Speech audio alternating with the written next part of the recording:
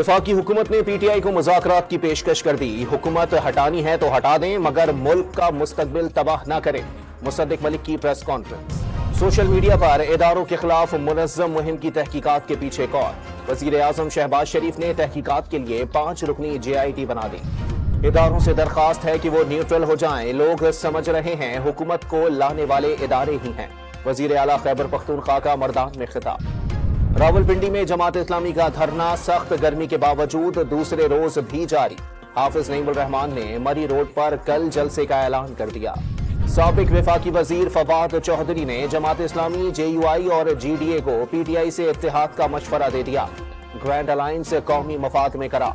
पाकिस्तान और श्रीलंका के दरमियान तिजारती हजम $1 अरब बढ़ाने की तैयारियां तेज। श्रीलंकन हुकूमत का आला सतह का वफ्द चंद रोज में पाकिस्तान पहुंचेगा।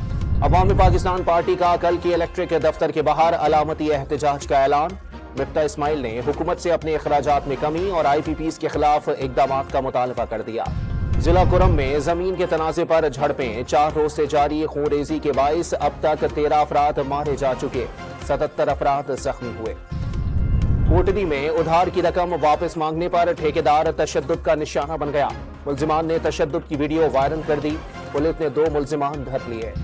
और मुल्तान में दूध की दुकान पर भत्ता न देने पर मुल्जिमान ने फायरिंग करके दुकानदार के बेटे को जख्मी कर दिया। CCTV फुटेज सामने आ गई।